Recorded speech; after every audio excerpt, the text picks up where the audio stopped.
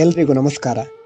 ಮಂಕುತಿಮ್ಮನ ಕಗ್ಗದ 9ನೇ ಸಂಚಿಕೆಗೆ ನಿಮಗೆಲ್ಲರಿಗೂ ಸ್ವಾಗತ. ಇಂದಿನ ಕಗ್ಗ ಹೀಗಿದೆ.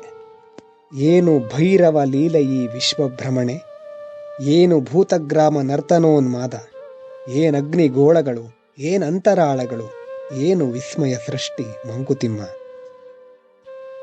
ಈ ಬ್ರಹ್ಮಾಂಡದಲ್ಲಿರುವ ವಿಸ್ಮಯಗಳನ್ನು ಕಂಡು ಡಿ.ವಿ.ಜಿಯವರು ಆಹಾ, ಏನಿದು ಭೈರವ ಲೀಲೆ, ರುದ್ರ ತಾಂಡವದ ರೀತಿಯಲ್ಲಿ ತೋರುತ್ತಿರುವ ಈ ವಿಶ್ವ ಅದೆಷ್ಟು ಸೋಜಿಗ. ಒಂದು ಕಡೆ ಸ್ಫೋಟಗೊಳ್ಳುತ್ತಿರುವ ಜ್ವಾಲಾಮುಖಿಯೂ ಇದೆ, ಇನ್ನೊಂದು ಕಡೆ ಮನಸ್ಸನ್ನು ತಂಪು ಮಾಡುವ ಕಾಮನ ಬಿಲ್ಲು ಇದೆ. ಎಲ್ಲ ಗ್ರಹಗಳು ಆ ಸೂರ್ಯನ ಸುತ್ತ ಎಡಬಿಡದೆ ನಿರಂತರವಾಗಿ ಸುತ್ತಾ ಇವೆ. ಅದರ ಜೊತೆಗೆ ತನ್ನ ಸುತ್ತಲೂ ತಿರುಗ್ತಾ ಇವೆ. ಹಗಲು ರಾತ್ರಿಗಳು, ಋತುಗಳು, ಬಿಸಿಲು ಮಳೆ ಚಳಿಗಾಲಗಳು, ಇವೆಲ್ಲಕ್ಕೂ ಕಾರಣವಾದ ಈ ವಿಶ್ವಭ್ರಮಣೆ ಎಂಥ ಅದ್ಭುತ. ಅದೇ ರೀತಿ ಭೂಮಿ, ಜಲ, ವಾಯು, ಅಗ್ನಿ, ಆಕಾಶಗಳೆಂಬ ಪಂಚಭೂತಗಳು ಎಲ್ಲ ಕಡೆಯಲ್ಲೂ ವ್ಯಾಪಿಸಿ ಪ್ರತಿಯೊಂದಕ್ಕೂ ಚೈತನ್ಯವನ್ನು ನೀಡ್ತಾ ಇದೆ. ಈ ಜಗತ್ತು, ಗ್ರಹಗಳು, ನಕ್ಷತ್ರಗಳು, ಅಗ್ನಿಗೋಳಗಳು ಇದೆಲ್ಲವನ್ನು ಒಳಗೊಂಡಂತಹ ಈ ವಿಶ್ವ ಅದೆಷ್ಟು ದೊಡ್ಡದು. ಇದನ್ನು ಅರ್ಥ ಮಾಡಿಕೊಳ್ಳಿಕ್ಕೆ ಸಾಧ್ಯ ಇದೆಯಾ? ಹೊರಗಿನ ಪ್ರಪಂಚ ಆಮೇಲೆ ನಮ್ಮ ಸುತ್ತಮುತ್ತಲೂ ನಮ್ಮಂತೆಯೇ ಇರುವ, ನಮ್ಮಂತೆಯೇ ಜೀವಿಸ್ತಾ ಇರುವ ಮನುಷ್ಯರನ್ನಾದರೂ ಅರ್ಥ ಮಾಡಿಕೊಳ್ಳಿಕ್ಕೆ ಸಾಧ್ಯ ಇದೆಯಾ? ಮಾನವನ ಅಂತರಾಳದಲ್ಲಿ ಏನು ನಡೀತಾ ಇದೆ ಎಂಬುದನ್ನೂ ತಿಳಿಯಲಿಕ್ಕೆ ಸಾಧ್ಯವಾಗ್ತಾ ಇಲ್ವಲ್ಲ. ಇನ್ನು ವಿಶ್ವದ ಬ್ರಹ್ಮಾಂಡದ ರಹಸ್ಯದ ಬಗ್ಗೆ ಮಾತನಾಡಲಿಕ್ಕಾದರೂ ನಮಗೆ ಅರ್ಹತೆ ಇದೆಯಾ? ನಿಜಕ್ಕೂ ಇದು ಬಿಡಿಸಲಾಗದಂತಹ ಒಗಟು ಅಂತ ಡಿ.ವಿ.ಜಿಯವರು ಇಲ್ಲಿ ಹೇಳ್ತಾ ಇದ್ದಾರೆ. ನಿಮಗೆಲ್ಲ ತಿಳಿದಿರುವ ಹಾಗೆ ಭೂಮಿ ತನ್ನ ಸುತ್ತಲೂ ಸುತ್ತುತ್ತಾ ಸೂರ್ಯನ ಸುತ್ತುತ್ತಾ ಇದೆ.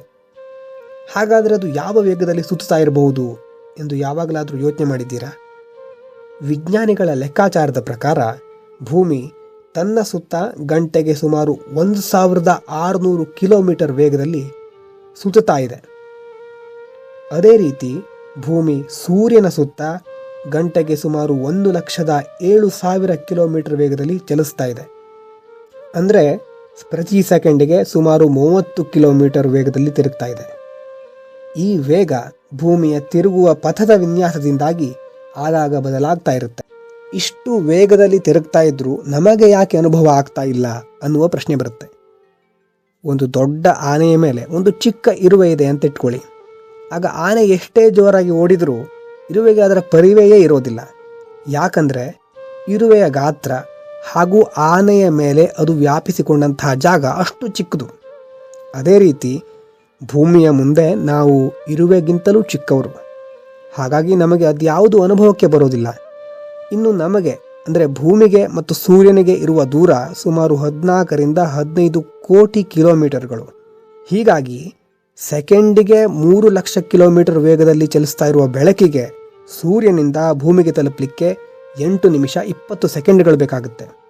ಅಂದರೆ ಅಷ್ಟು ದೂರದಲ್ಲಿದ್ದರೂ ಸೂರ್ಯನಿಂದ ಬರುವ ಶಾಖ ಅದೆಷ್ಟು ಪ್ರಖರವಾಗಿರುತ್ತೆ.